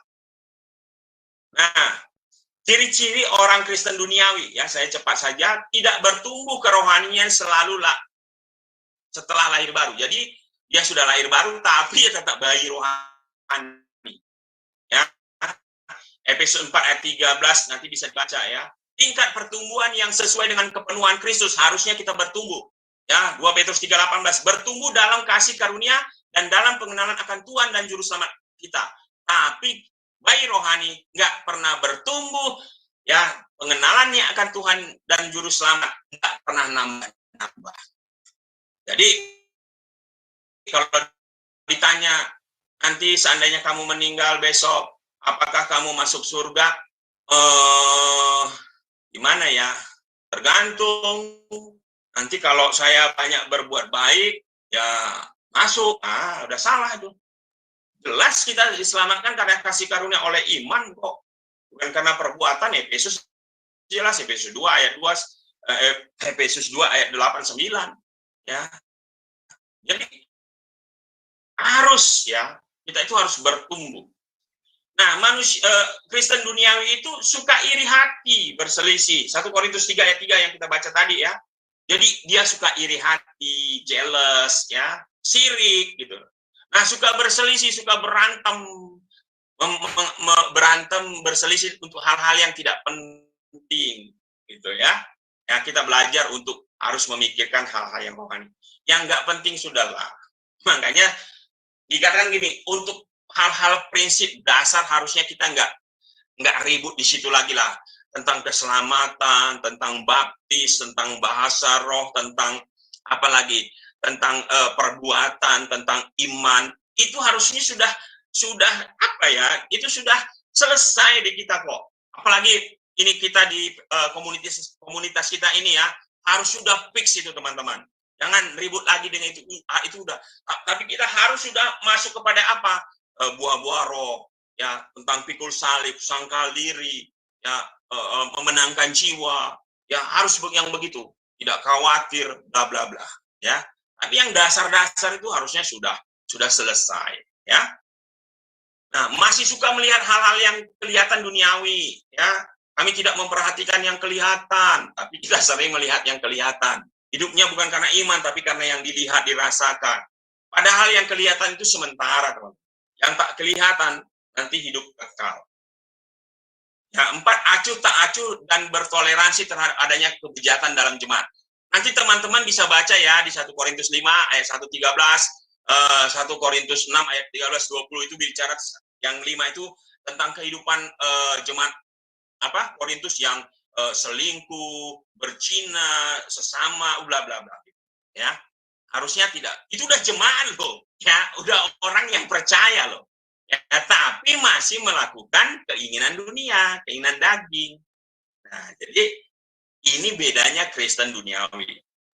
Tidak hidup dalam iman dan kebenaran. Jadi hidupnya bukan karena iman dan kebenaran, tapi karena pengetahuan yang benar menurut dikatakan ini, Kolose 3 ayat 10. Dan telah mengenakan manusia baru yang terus-menerus diperbaharui untuk memperoleh pengetahuan yang benar menurut gambar Khalqnya. Jadi kita ini harusnya hidup dari kebenaran firman Tuhan, tapi manusia Kristen duniawi dia tidak. Roma 1:17, sebab di dalamnya nyata kebenaran Allah yang bertolak dari iman dan memimpin kepada iman, seperti ada tertulis orang benar akan hidup oleh iman. Jadi kitanya harusnya hidup oleh iman. Orang Kristen duniawi tidak hidup dengan iman. Dia hidup dengan apa yang dia lihat, dia rasakan, dia dengar, ya, dan dia yang dia perbuat, atau dia mampu berkuasa yang dia perbuat. Nah, enggan sangkal diri dan pikul salib serta ikut Yesus. Nah, Matius 16:24. Lalu Yesus berkata kepada murid-muridnya, setiap orang yang mau mengikut aku, ia harus menyangkal dirinya, memikul salibnya, dan mengikut aku. Teman-teman, manusia rohani harus siap untuk sangkal diri, pikul salib. Ini sudah pelajaran sering disampaikan. Pak Eon juga menyampaikan, ya, Pak Bagus dan sebagainya sudah menyampaikan. Tapi pertanyaannya, manusia Kristen duniawi malas menyangkal diri dan memikul salib. Ya, ini nggak gampang, teman-teman. Ya, kalau tidak dengan kerendahan hati kita untuk mau dituntun oleh Roh Kudus, banyak orang yang menolak ini. Sangkal diri itu intinya mengubah fokus, ya, fokus dari fokus ego kita, individual kita, menjadi fokusnya kepada kepentingan Tuhan. Ya, itu sangkal diri. Tadinya pengen seperti hari ini, enak nonton TV lah dan sebagainya lah daripada belajar. Itu sangkal diri, teman-teman. Tidurlah lebih enak gitu kan. Pikul salib itu kita memikul beban penderitaan karena kita melakukan yang benar, karena mengikut Kristus Yesus. Kita mempertahankan iman kita. Kita dianiaya menderita karena kebenaran, itu pikul salib. Tapi kalau kita dianiaya karena mencuri, nyolong, ya itu bukan pikul salib. Ya. Nah, hidup dalam keinginan duniawi dan kefasikan. Titus 2 ayat 12, ia mendidik kita supaya kita meninggalkan kefasikan dan keinginan-keinginan duniawi, dan supaya kita hidup bijaksana, adil, dan beribadah di dalam dunia sekarang ini. Ya. Nah, ini cepat saja. Kalau begitu orang benar bagaimana? Orang benar akan hidup oleh iman. Roma 1:17. Jelas tadi ya. Nah, jadi bukan karena perbuatan yang dilihat, teman-teman. Contohnya siapa? Contoh itu Petrus, jalan di atas air. Dia bisa berjalan di atas air karena apa? Karena percaya kepada Kristus. Tapi waktu dia melihat ada ombak, tiupan angin, wah dia udah khawatir. Ya, kisah Abraham dan Lot. Ya, Abraham berjalan karena iman. Tapi Lot karena melihat, lembah Sodom Gomora lebih hijau. Tapi Abraham hidup karena iman bersama dengan Tuhan. Ya, Daniel juga begitu di kandang singa. Sadrak, Mesak, Abednego juga begitu. Hidup karena iman. Orang benar adalah orang yang mengenakan kebenaran Allah di hidupnya dan melepaskan segala bentuk kebenaran diri sendiri. Nah, itu tadi. Ya, kebenaran diri sendiri, pengetahuan kita, hikmat manusia, nggak sanggup memahami hal-hal rohani. Kita harus hidup di dalam kebenaran Tuhan atau hikmat Tuhan. Ya, orang benar dapat melihat kebenaran firman dan janji Allah lebih nyata daripada kenyataan fakta yang sedang terjadi. Ya, kisah Abraham. Ya, kenyataannya dia hanya punya anak satu, Ishak, karena Ismail sudah diusir. Lalu Tuhan janjikan bahwa dari keturunanmu akan menjadi bangsa besar. Nah, lalu Abraham disuruh mengorbankan Ishak, anak satu-satunya. Lihat, Abraham tidak berjalan dengan apa yang dia lihat, rasakan. Faktanya apa? Anaknya cuma satu. Kalau dibunuh selesai. Tapi dia berjalan dengan iman bahwa Tuhan menjanjikan dari dialah akan menjadi keturunannya akan menjadi bangsa yang besar. Nah, ketika dia setia, Tuhan berperkara. Ya, orang benar mengarahkan diri kepada kekekalan bukan kepada hal-hal yang sementara. Ingat, teman-teman. Kita berpikir hal-hal yang rohani yang tak terlihat, yang kekal. Yang terlihat ini yang sementara. Makanya dikatakan kita hidup ini hanya sementara. Kalau bahasa Jawanya itu only numpang ngumbe, ya, hanya numpang minum sementara, ya. Yang kekal itu nanti, teman-teman, ya. Nah, orang benar hidup dalam kasih karunia. Sekali lagi, teman-teman, kita hidup ini karena kasih karunia, bukan karena hebat kita, enggak. Besok belum tentu kita hidup, teman-teman. Besok belum tentu kita bisa menghirup udara, belum tentu. Semuanya karena kasih karunia. Hari ini kita masih hidup, itu semua karena kasih karunia Tuhan. Bukan karena hebat kita. Dan tidak harus besok kita bangun, teman-teman. Enggak. Tidak harus besok kita bangun. Semuanya karena kemurahan Tuhan. Kalau Tuhan masih kasih kepercayaan, ya kita bangun. Kalau enggak, sudah selesai, ya tidak. Ya. Nah, jadi semuanya karena kasih karunia. Ya. Orang benar hidup oleh roh. Tadi udah jelas ya, oleh roh. Jadi itu teman-teman yang bisa saya sampaikan ya. Jadi yang pasti ya ada 3 jenis manusia. Sekarang pertanyaannya, saya yang mana? Manusia duniawi, manusia rohani, atau Kristen duniawi? Ya, kembali kepada teman-teman. Tapi saya percaya kita menuju ya. Kalau dikatakan kita sudah lahir baru, ya, manusia bayi rohani. Saya percaya kita bukan manusia bayi rohani lagi, ya.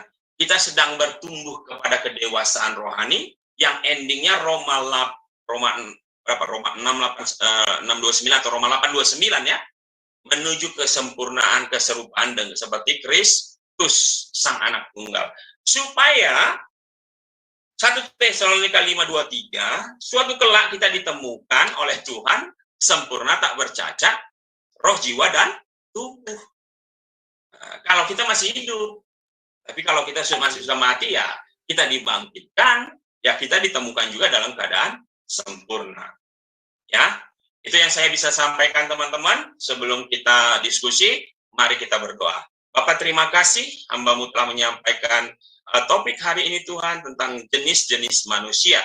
Terima kasih kalau kami sudah mendengarkannya. Berkati kebenaran firman-Mu Bapak, sehingga itu boleh tertanam di dalam pada tanah yang subur, sehingga boleh bertunas, bertumbuh, besar, dan berbuah, berdampak bagi sesama.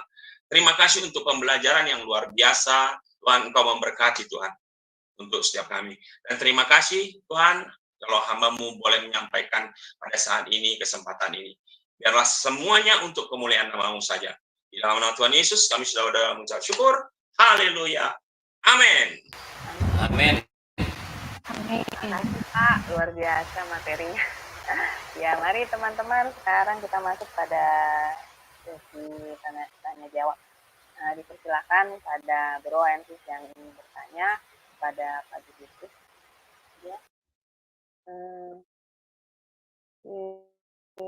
Irma, Ismarni, Pak Fajar, Pak Stefanus, gimana? Ada yang mau ditanyakan? Bu Ana, ya dipersilakan. Bisa bertanya ya, kalau sudah jelas. Lebih baik teman-teman sharing. Iya betul. Ya, atau yang ingin sharing juga boleh. Yang sesuai dengan materi penjabaran Pak Didinsi malam ini. Jadi silakan teman-teman yang mau berbagi pengalamannya. Saya mau tanya, Shalom. Ya, Shalom.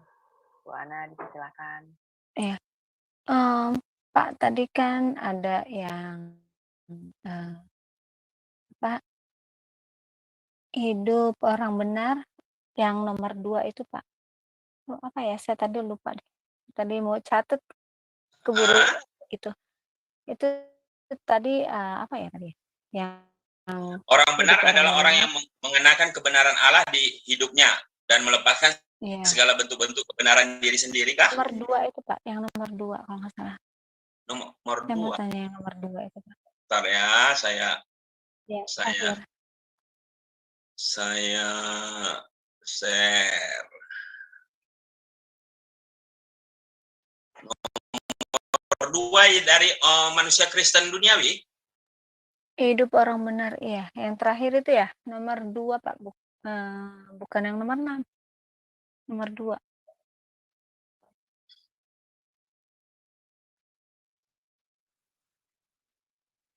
Ini Nah iya, orang benar adalah orang yang mengenakan kebenaran Allah di hidupnya dan melepaskan segala bentuk-bentuk kebenaran diri sendiri. Itu ya. maksudnya bentuk-bentuk kebenaran diri sendiri itu bagaimana sih, Pak? Nah, gini. Kebenaran manusia kan berbeda dengan kebenaran Allah. Kebenaran Allah berbeda dengan kebenaran manusia kan.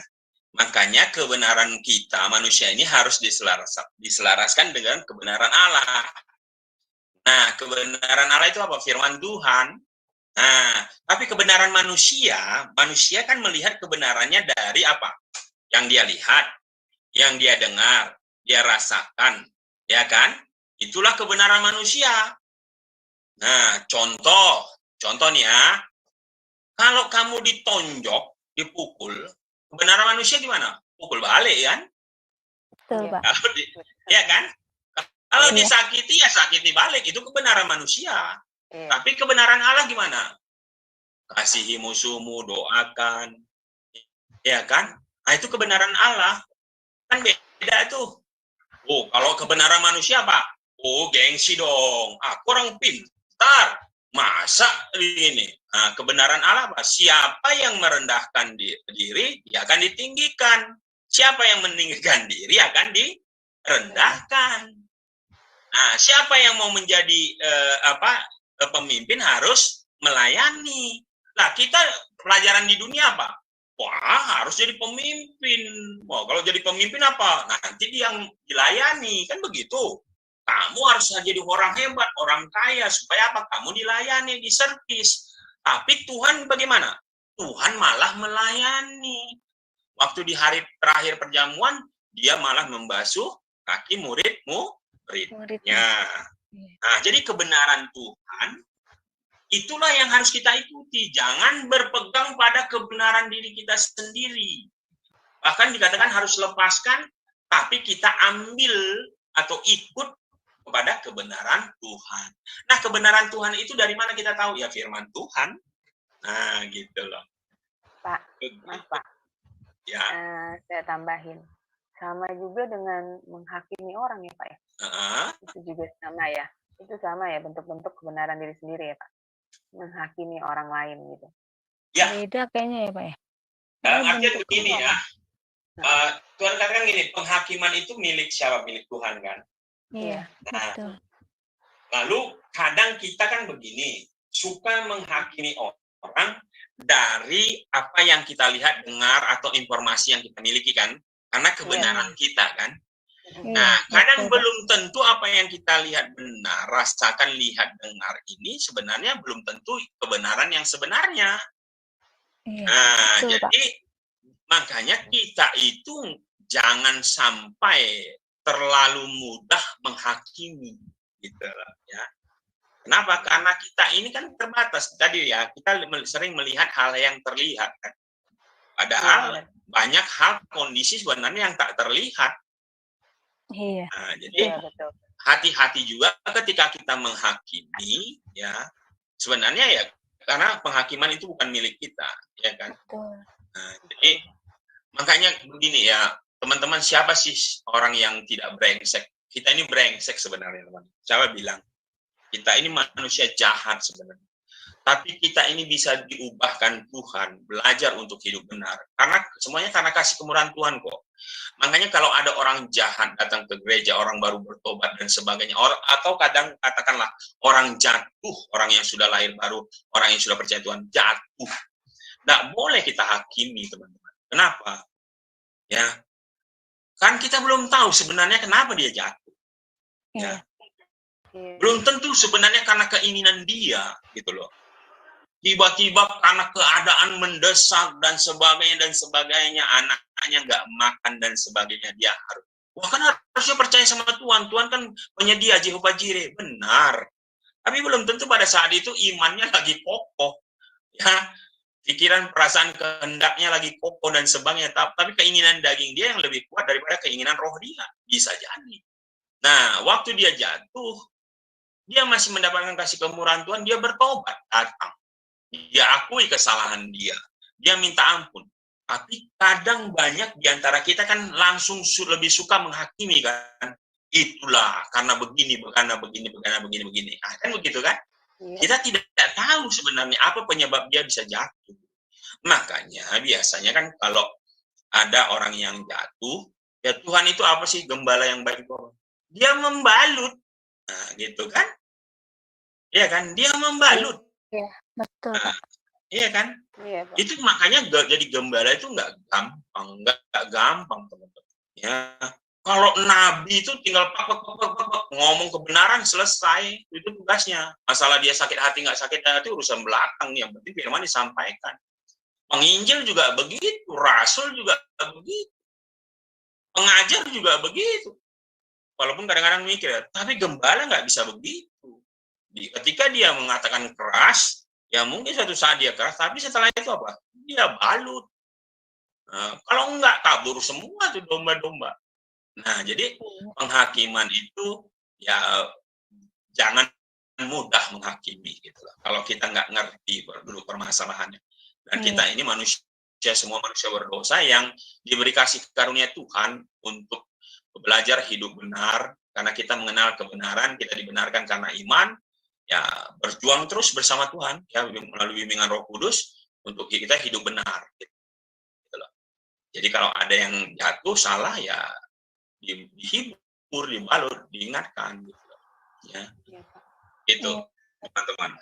Pak, berarti ini sama aja seperti ahli Taurat ya, Pak ya. Yang suka menghakimi. Ahli Taurat. Kan ahli Taurat juga gitu ya, Pak ya. Ya. Di Taurat Tuhan katakan apa? Pernah Pak Yon juga sampaikan kalau nggak salah kan? Ikutilah pengajarannya dan sebagainya, tapi jangan ikuti tingkah laku ataupun apa yang dia buat kan? Ada firman-Nya itu kan? Iya. Nah, kenapa? Iya, Karena mereka memang mengajarkan hal-hal yang luar biasa pengajaran, tapi mereka tidak melakukan, bahkan mereka membebani kepada orang terhadap apa yang mereka nggak lakukan gitu loh. Ya. Mereka bilang begini, oh kamu itu harus begini, harus baik, begini, melakukan ini. Mereka nggak lakukan. Nah, pengajarannya bagus kan? Pengajarannya bagus kan? Nah, ikutin. Tapi tingkah laku mereka menyampaikan apa yang dibilang tapi nggak melakukan, ya jangan lakukan gitu loh. Iya, betul. Yang mereka nggak lakukan itu jangan dilakukan gitu loh. Pengajarannya yang baik, terima kata Tuhan. Tapi apa tingkah laku mereka jangan ikutin gitu loh. Iya. Mereka suka memberi beban kepada orang yang mereka sendiri nggak sanggup melakukan. Gitu loh. Iya. Seperti di Matius tuh ya. Pak, berarti ada juga seperti kayak gembala juga yang begitu ya Pak, dia bisa berkhotbah, bisa memberitahu, tapi kepada jemaatnya, tapi dia sendiri tidak bisa melakukannya, Pak. Ya, jangan lakukan. Melihatnya, kita jangan lakukan firman-Nya, lakukan gitu loh. Betul. Sama juga itu berarti kita ya jangan menghakimi juga ya kepada gembala kita ya Pak, kalau seperti itu ya. Mengingatkan boleh, harus ya mengingatkan. Kalau ada yang salah ya kita ingatkan dengan sopan santun, dengan cara benar ya, dengan beriman. Ini menghakimi nggak usah lah. Iya Pak, betul. Iya, ada yang mau bertanya lagi atau sharing, silakan Ibu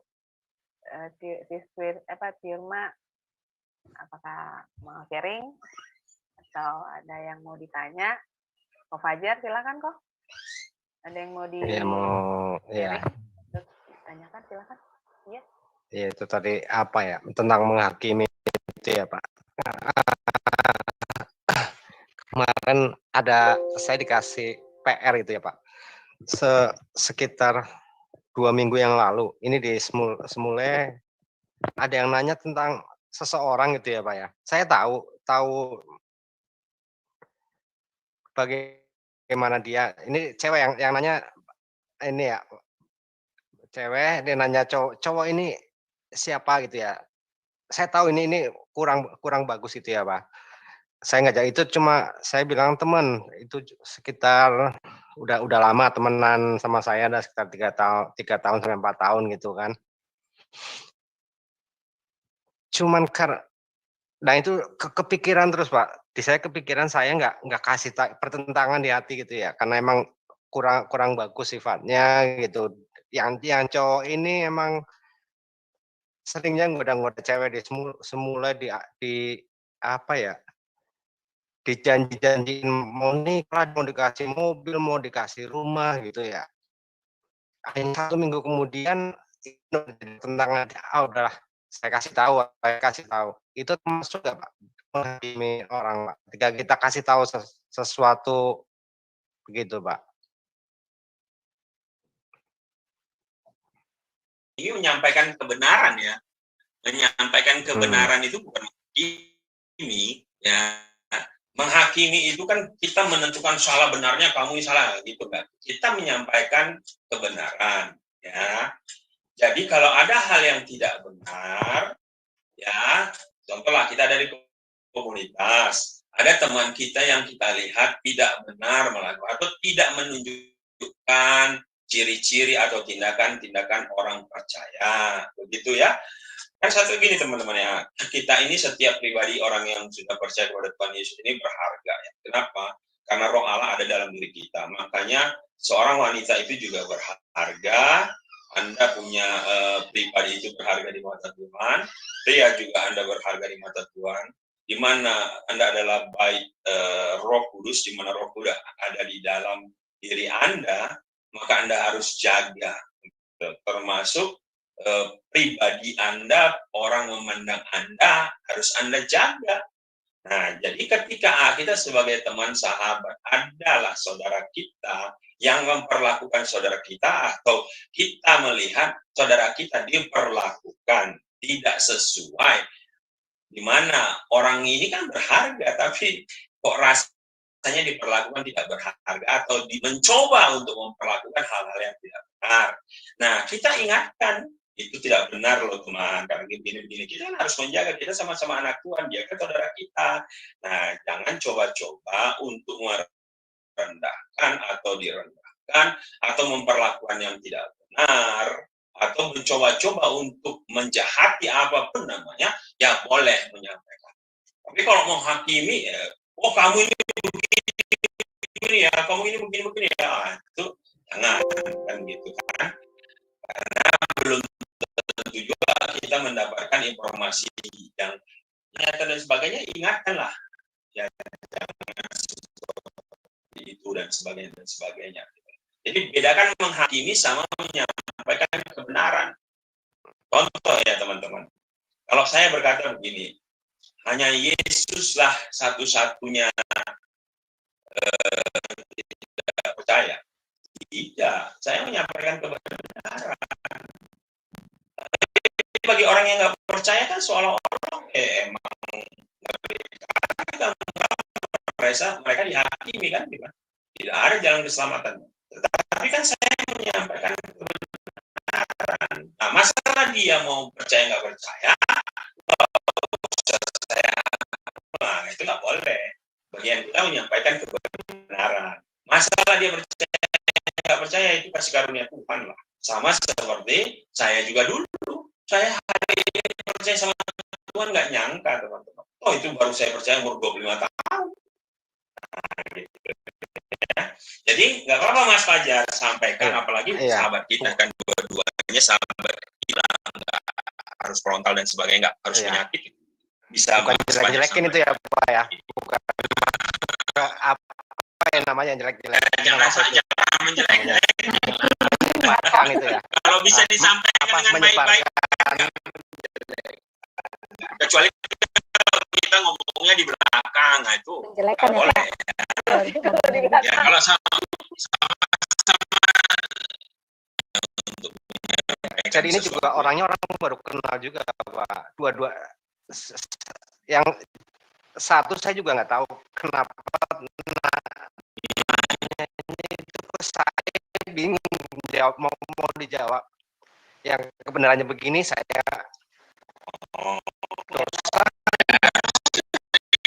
klarifikasi lah, cari informasi dulu. Udah ya, itu emang udah banyak inian kan, sampai pernah masuk di komunitas saya juga di sana juga udah. Cuma takutnya kan apa ya? Iya, reputasinya udah jelek di mulai itu udah jelek. Itu kalau udah apa ya udah maksimal kali dilakukan nggak bisa merusak kebiasaan yang baik, jangan lagi. Dan memang benar saya tanya, coba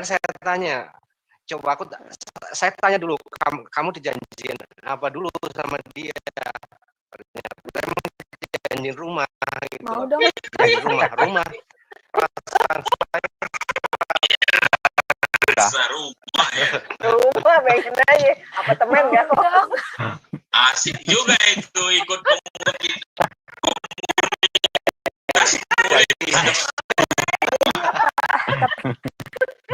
Pada ngasih.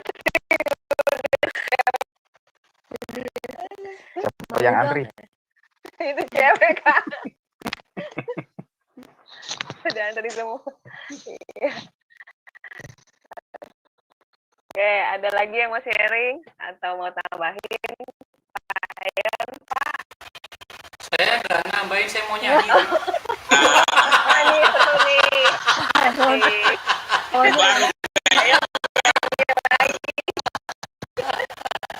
Gua ini endingnya nih dari tadi pembahasannya Pak Duginso itu 3 jenis manusia. Yuk, manusia kayak apa?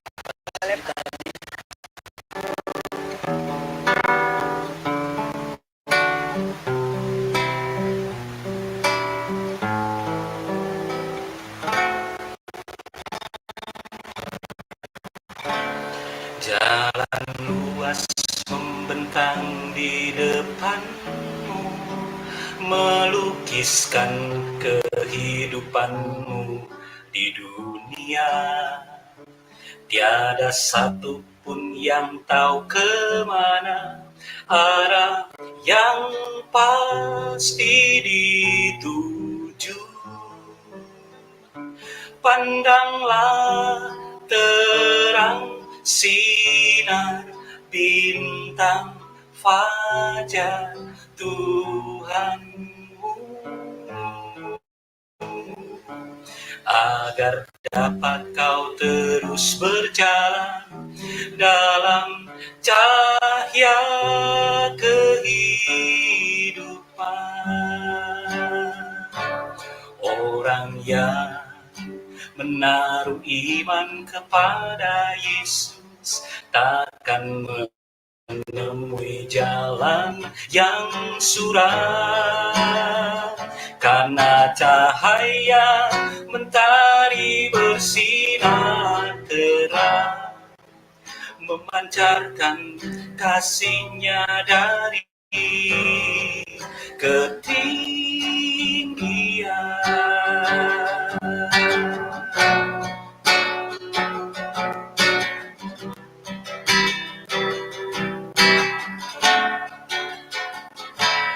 Jalan luas membentang di depanmu, melukiskan kehidupanmu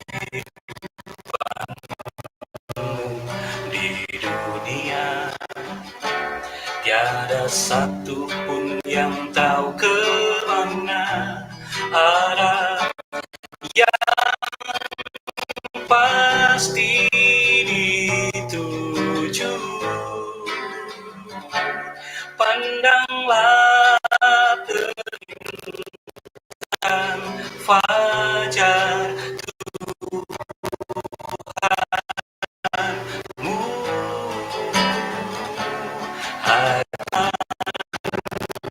dalam cahaya kehidupan.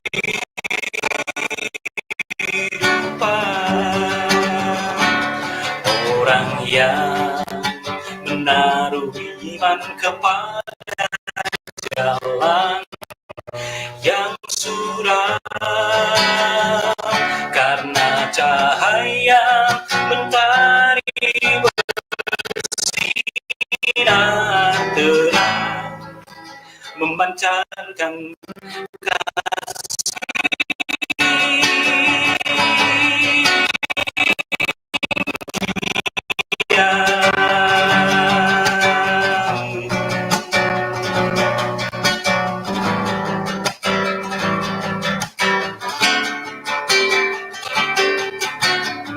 karena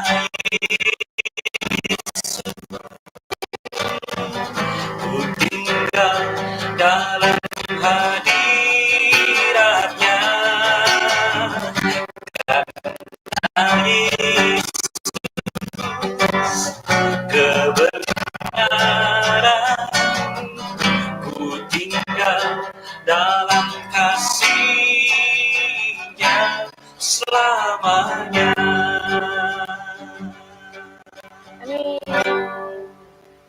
Ayo, haleluya. Manusia macam apa kita? Iya. Amin. Iya. Kita menjadi manusia apa nih? Baru. Nggak ada sih. Iya. Baru. Ya. Baru. Pak Juginsu nanti bahannya di share Pak ke grup Pak biar teman-teman bisa belajar lagi kan? Iya.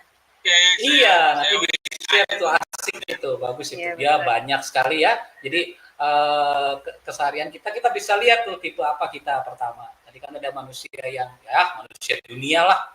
Istilahnya itu yang dibilang rohana tuh. Iya betul Pak. Manusia Iya kan?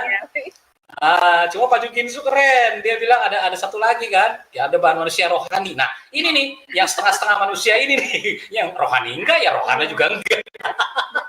Abu-abu ya Pak, abu-abu. Itu dia abu-abu. Aduh, jadi repot juga. Ayo, jangan panik. Kayaknya ngerasa tuh, soalnya diam aja. Enggak. Enggak. Yang setengah-tengah itu gimana? Enggak lah. Makanya tanya. Jadi ya kan. Makanya tadi saya tutup sama lagu kan, jalan luas membentang di depan. Ayo semua melakukan perjalanan. Tetapi tadi pengajaran-pengajaran itu istilahnya mengingatkan kita ini manusia apa. Lalu begini, Kan gitu. pandanglah Yesus saja. Itu jawab saya. Alhamdulillah.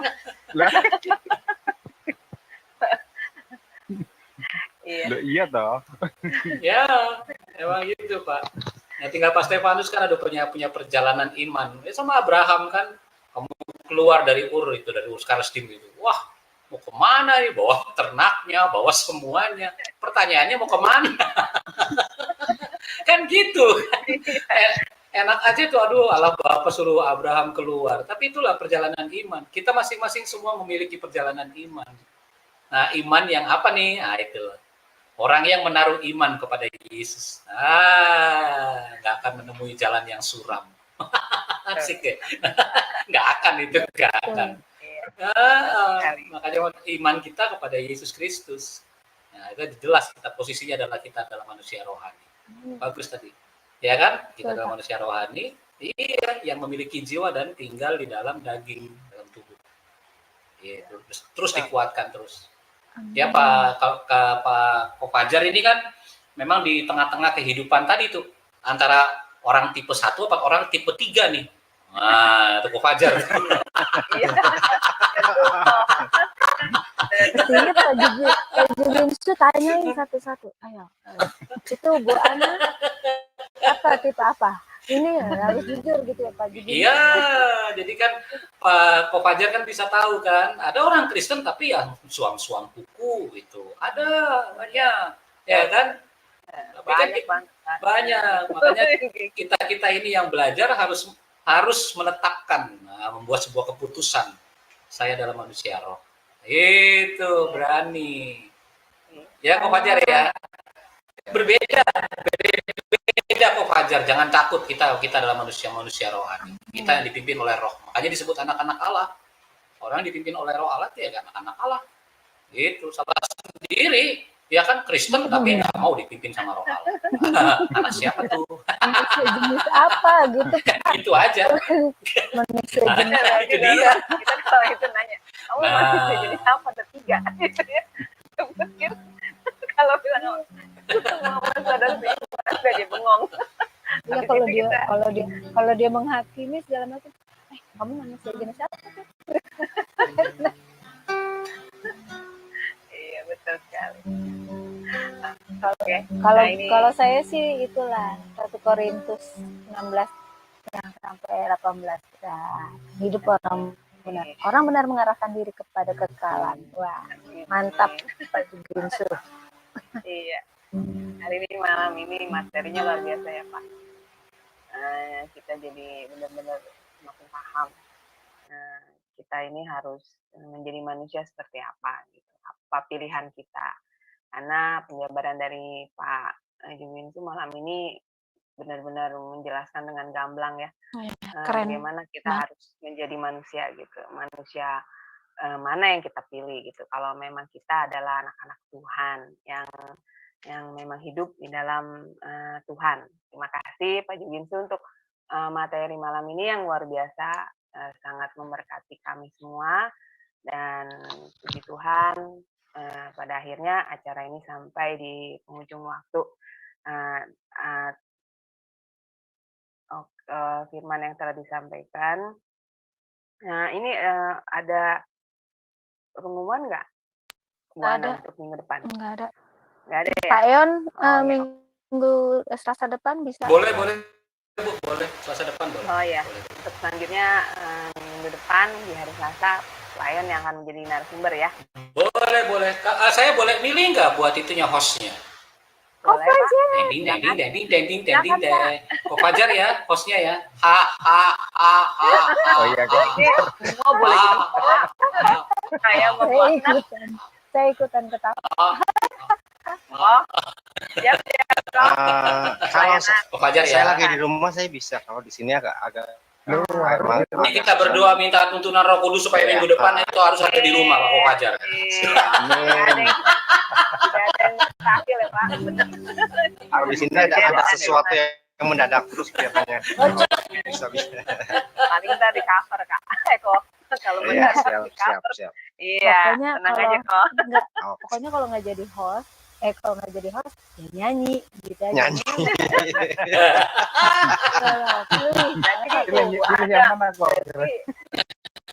Yang nyanyi ini berarti nanti Sumarni ya, kalau kamu Fajar ya. Kita bilangin Sumarni udah turun lagi. Minggu depan ya. Pas Stefanus lah jadi host, kalau nggak jadi. Tadi kan udah bilang toh. Jangan takut jadi host itu. Enggak susah. Jadi omelin kok. Iya. Enggak diomelin juga. Sama-sama belajar kan gitu. Iya. Kita belajar sama-sama. Itu aja. Biasanya kalau saya itu kalau orang-orang yang memang dikasih peran seperti itu waktu kita memberikan diri untuk pengabdian dalam artian kita mau pelayanan untuk Tuhan, nah itu iblis nggak suka. Itu iblis paling nggak suka itu. Wah selalu tuh dibikin gimana caranya supaya kita nggak boleh mempersembahkan tubuh tadi untuk kemuliaan Allah, itu nggak boleh. Iblis nggak suka. Nah itu makanya ada satu pikul salib. Ya, makanya kenapa harus pikul salib kan? Itu kan ini untuk kemuliaan dia. Nah, seperti tadi Pak Juginsu bilang kan, orang Kristen paling susah menyangkal diri. Nah, ya itu dia. Ya, jadi contohnya semua, ya. Makanya kita harus lawan yang seperti itu, karena kebenaran ya kebenaran. Bahkan iblis pun juga takut akan kebenaran. Makanya nyatakan kebenaran itu. Kalau hari ini kita dapat materi yang begitu luar biasa, itu nyatakan itu. Harus itu. Dengan perkataan iman kan? Itu. Makanya saya bilang sama Ibu Lea juga, teman-teman baik Pak Juginsu ataupun Pak Bagus, siapa besok minggu depan? Siap. Oh, siap. Oh, siap. Nah, itu kenapa? Karena sudah memang begitu kita memberikan diri kita untuk Tuhan.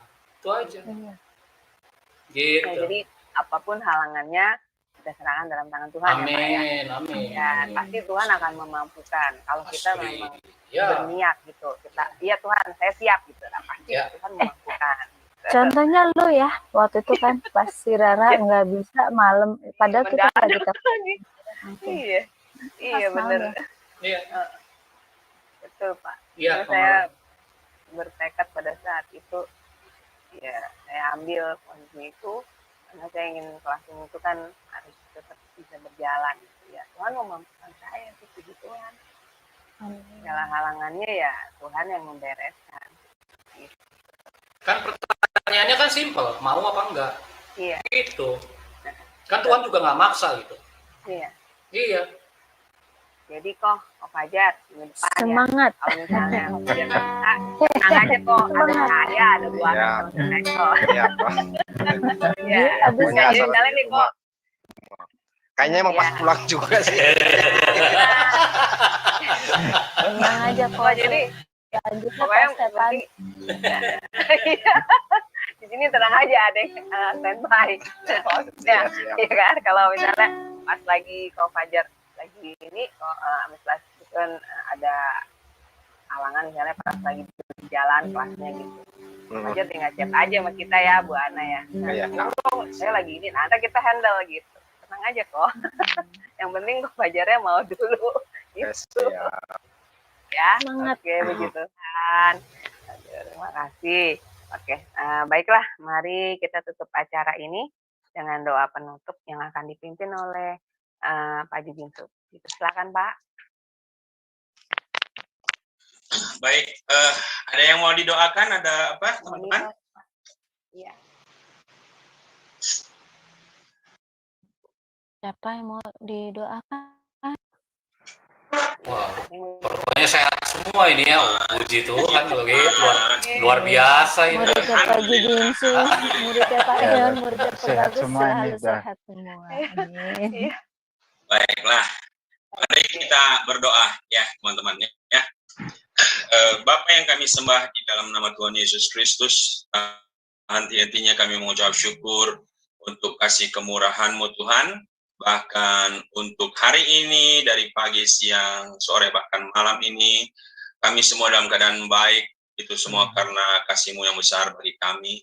Kami mengucap syukur untuk semuanya Tuhan, bahkan ajar kami agar dalam sepanjang kehidupan kami selalu mengucap syukur karena kami tahu Tuhanlah yang melakukan segalanya dalam kehidupan kami. Terima kasih untuk pengajaran di session kali ini Tuhan. Semuanya boleh berjalan dengan baik, itu semua juga karena kemurahan-Mu. Terima kasih untuk kebenaran firman yang boleh hamba-Mu bagi Tuhan dalam bentuk pengajaran. Biarlah semuanya kami boleh menangkap. Engkaulah saja yang memberikan iluminasi pencerahan kepada setiap kami yang mendengarkan Tuhan. Berkati setiap kami yang ada di room ya Bapak, Mbak Ana, Mas Eklesia, Mas Cornelius Tuhan, Mbak Aling, Pak Stefanus, Mas Stefanus, Mas Pajar, Mbak Belajar, Pak Tiurma Tuhan, Pak Eon, Pak Teologs yang hari ini berhalangan hadir Tuhan. Siapapun kami Tuhan yang masuk ke room tadi, bahkan saudara-saudara kami yang ada di YouTube Tuhan, dan semua kami yang akan mendengarkan konten ini, kami serahkan kehidupan kami hanya di dalam kuasa berkat Tuhan. Kami juga memohon kemurahan-Mu, kiranya Engkau yang memberkati kehidupan kami, keluarga kami, pasangan hidup kami, anak-anak kami Tuhan. Bahkan usaha, pekerjaan, pelayanan kami rindu Engkau yang memberkati sehingga semuanya boleh berhasil untuk kemuliaan nama-Mu saja. Ajar kami bahwa kami sebagai pengelola yang Kau percayakan Tuhan boleh mengelolanya dengan baik. Bahkan untuk komunitas kami boleh belajar ini Tuhan, berkati sehingga ada kesatuan hati untuk saling melayani, saling menghargai, menghormati, karena kami adalah tubuh Kristus, anak-anak Tuhan yang ada di dalam komunitas ini, di mana kami boleh saling membangun, menguatkan, mengoreksi, menegur jika ada yang perlu ditegur. Tapi satu kerinduan kami boleh bertumbuh dewasa, rohani, menuju kepada kesempurnaan, yaitu menuju kepada Kristus. Terima kasih untuk setiap kami, Tuhan. Dan kami juga berdoa memberkati setiap teman-teman kami yang belum hadir. Apapun keadaan mereka, kami percaya Engkau saja yang penuh kuasa menyertai memberkati kehidupan mereka. Saudara-saudara kami yang ada di YouTube, Engkau juga memberkati. Satu kerinduan kami Tuhan, konten ini di hari-hari ke depan biarlah tetap boleh didengarkan, dan setiap orang yang mendengarkan, kami memohon kemurahan anugerah-Mu Tuhan. Engkau yang memberikan kasih kemurahan pengertian kepada mereka, sehingga mereka juga boleh mengenal kebenaran firman-Mu. Kami rindu mereka juga boleh percaya kepada Engkau dan menjadikan Engkau Tuhan dan Juru Selamat bagi kehidupan mereka. Terima kasih Bapak, kami serahkan persekutuan ini, fellowship ini, pelajaran ini Tuhan, komunitas ini hanya dalam kasih kemurahan-Mu, sehingga di hari-hari ke depan kami boleh bertemu dalam keadaan dan kondisi yang baik dalam berkat-Mu saja. Terima kasih Tuhan, kami rindu Tuhan sebelum berpisah, menerima berkat-Mu yang dari Engkau saja.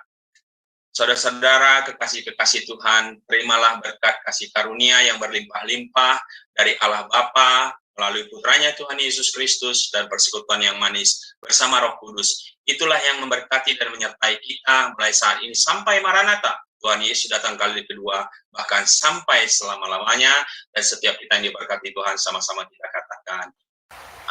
Amin. Semua berkati semuanya. Terima kasih bagi keterangannya Pak Eo. Terima kasih. Ya, selamat beristirahat semuanya. Tuhan berkati.